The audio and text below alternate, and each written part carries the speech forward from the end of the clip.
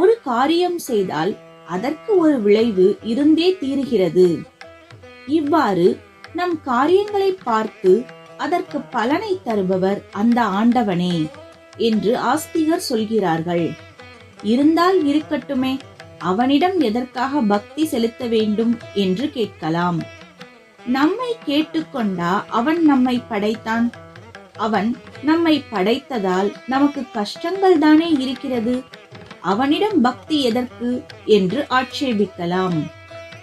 கஷ்டங்களை தீர்க்கவும் அவனால் முடியும். அதற்காக பக்தி செலுத்துங்கள் என்று ஆஸ்திகர் சொன்னால் மற்றவர்கள் அதையும் ஆட்சேபிக்கலாம். நாம் பிரார்த்தனை செய்தால்தான் அவன் கஷ்டத்தை போக்குவான் என்றால் உங்கள் சுவாமி நீங்கள் சொல்வது போல் கிருபா சமுத்திரமாக இல்லை என்றே அர்த்தம் எனலாம். இன்ன காரியத்துக்கு இன்ன விளைவு என்று அவன்தான் பலனை தருகிறான் என்கிறீர்கள்.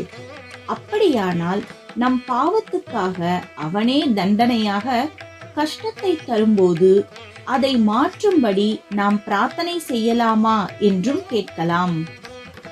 மகானாகிய நீலகண்ட தீட்சிதர் தம்முடைய ஆனந்த சாகரஸ்தவத்தில் இதற்கு பதில் சொல்கிறார். அம்மா மீனாட்சி, உன்னிடம் எதையும் சொல்லவே வேண்டாம். சகலமும் தெரிந்தவள் நீ. ஆனாலும் உன்னிடம் கஷ்டங்களை வாய்விட்டு சொல்லாவிட்டால் மனம் புண்ணாகிறது.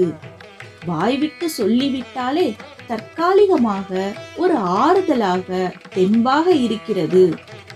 அதனாலேயே உனக்கு எல்லாம் தெரிந்திருந்தாலும் நான் என் குறைகளை சொல்கிறேன் என்கிறார்.